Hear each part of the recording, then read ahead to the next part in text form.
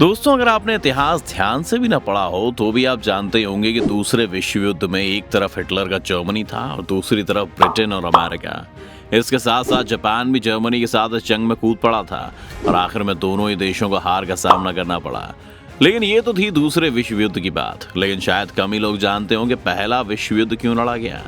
ये कहानी एक बहुत ही मजेदार कहानी है और शायद ये कहानी ना होती, 4 साल तक चली ये जंग ना होती और 2 करोड़ लोगों की जान ना जाती अगर एक कार 28 जून 1914 के दिन पर एक गलत मोड़ ना ले लेती।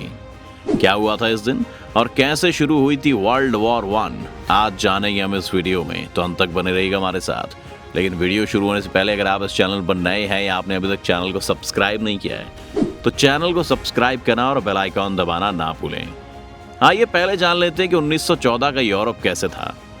तब यूरोप में देश नहीं हुआ करते थे बल्कि एम्पायर्स हुआ करते थे, जिनमें एक था ऑस्ट्रो हंगेरियन एम्पायर, दूसरा था उन्हीं का पड़ोसी जर्मन एम्पायर, फिर एक रशियन एम्पायर था और आखिर में ऑटोमन एम्पायर था, जो कि आज के टर्की और बाकी कुछ देशों से मिलकर बना था।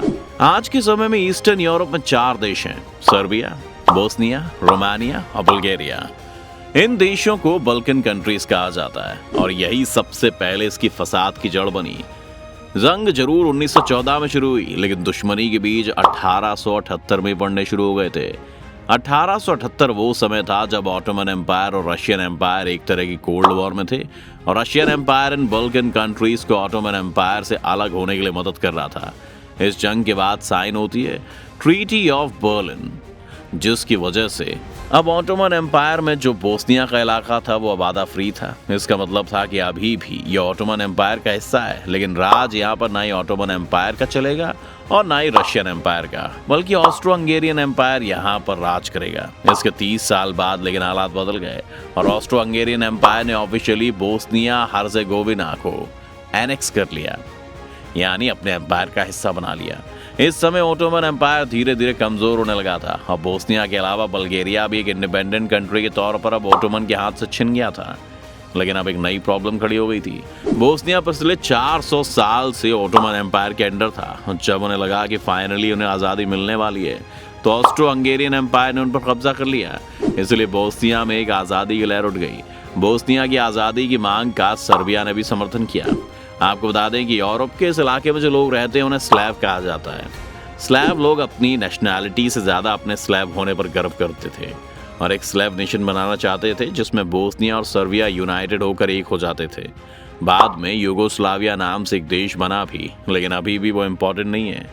हुआ यूं कि वैसे तो ऑस्ट्रो हंगेरियन एम्पायर ने बोस्निया पर हमला करने से पहले रशियन फॉरेन मिनिस्टर के साथ एक सीक्रेट मीटिंग करके उन्हें अपने प्लान के बारे में समझा दिया। लेकिन जब बोस्निया पर हमला हो गया तो रूस में रहने वाले स्लैव लोग इसके खिलाफ हो गए और अंत में रूस को भी दबाव में आकर इस इन्वेजन के खिलाफ होना पड़ा। इसलिए रूस ने सर्बिया को सपोर्ट करना शुरू कर दिया, जहां पर बोस्निया पर हुए अटैक के खिलाफ प्रदर्शन हो रहे थे। अब ऑस्ट्रो हंगेरियन एम्पायर भी रूस से मोह भंग होने के बाद जर्मन एम्पायर के पास गया और इन दोनों में ये सलाह बनी कि अब ऑस्ट्रो हंगेरियन एम्पायर सर्बिया पर भी कब्जा कर लेगा और अगर सर्बिया को बचाने रूस बीच में आता है तो जर्मन एम्पायर उसकी मदद करेगा। इस अलायंस के कारण रूस डर गया और उसे बोस्निया के एनेक्सेशन को स्वीकार करना पड़ा। अब कहानी फास्ट फॉरवर्ड करके पहुंचती 1914 में, जब ऑस्ट्रो हंगरी के प्रिंस फर्डिनेंड अपनी पत्नी सोफी के साथ अपने कब्जे में किए हुए बोस्निया घूमने आए।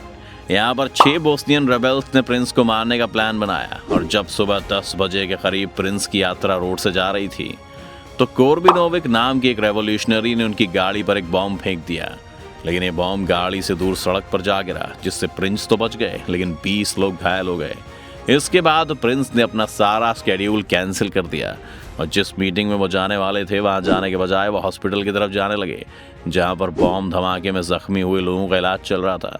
जब प्रिंस वहां जा रहे थे तभी उनके ड्राइवर ने गलत टर्न ले लिया और वो दूसरी गली में घुस गए। जब इस गली से वो बाहर आने के लिए गाड़ी बैक करने लगे तभी 19 साल के एक लड़के की नजर प्रिंस पर पड़ी। ये 19 साल का लड़का गैब्रिलो प्रिंसिप था, जो कि एक रेवोल्यूशनरी था। संयोग से ही सही, लेकिन प्रिंस की गाड़ी खुद उसके पास चलकर आ गई और प्रिंसिप ने देर न लगाते हुए अपनी पिस्तौल निकाली और प्रिंस और उनकी पत्नी पर खाली कर दी।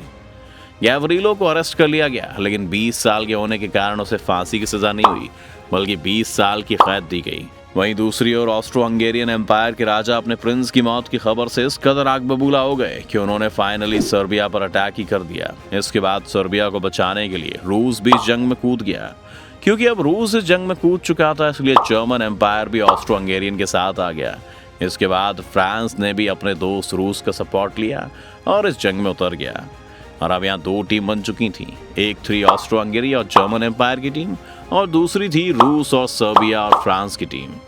अब यहाँ पर मज़ेदार बात यह है कि आज के नेटो की तरह उस वक्त भी कई देशों के बीच में डिफेंस ट्रीटीज थी, जैसे कि Austro Hungarian empire, German empire और इटली के बीच एक संधि थी जो कहती थी कि अगर इनमें से किसी भी देश पर हमला हुआ तो बाकी देशों से बचाने आएंगे। लेकिन क्योंकि यहाँ पर ऑस्ट्रो हंगेरियन एम्पायर ने सर्बिया पर पहले हमला किया था, इसलिए इटली ने खुद को इस जंग से किनारे कर लिया।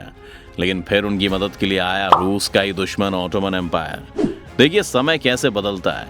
जिस ऑटोमन एम्पायर से ऑस्ट्रो हंगेरियन एम्पायर ने बोस्निया छीना, वही उसकी मदद के लिए आ गया। जब ऑटोमन इस जंग में घुस गया तो फिर तो यूनाइटेड किंगडम भी इस जंग में चला आया, क्योंकि यूके, फ्रांस और रशियन एम्पायर के बीच भी ट्रिपल एंटेटे नाम से एक डिफेंस ट्रीटी साइन थी। पर जैसे जैसे जंग आगे बढ़ी, इसमें जापान और यूएसए ने भी दखल दिया और इस तरह एक छोटे से देश से लेकर शुरू हुई ये जंग अब 3 अलग अलग महाद्वीपों तक फैल गई थी और कई देशों के बीच लड़ी जा रही थी। इन देशों के अलावा इन यूरोपियन पावर्स के अधीन देश जैसे कि भारत और साउथ अफ्रीका भी इस जंग में इन्वॉल्व हुए और आखिर में ऑस्ट्रो हंगेरियन एम्पायर ये जंग हार गया।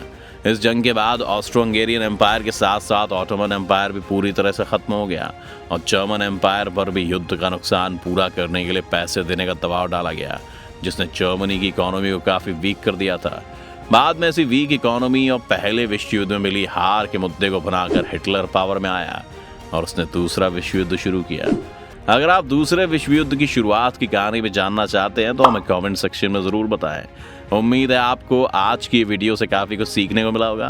अगर आपको वीडियो पसंद आई तो वीडियो को लाइक करें और अगर आप इस चैनल पर नए हैं तो जाने से पहले चैनल को सब्सक्राइब करना ना भूलें।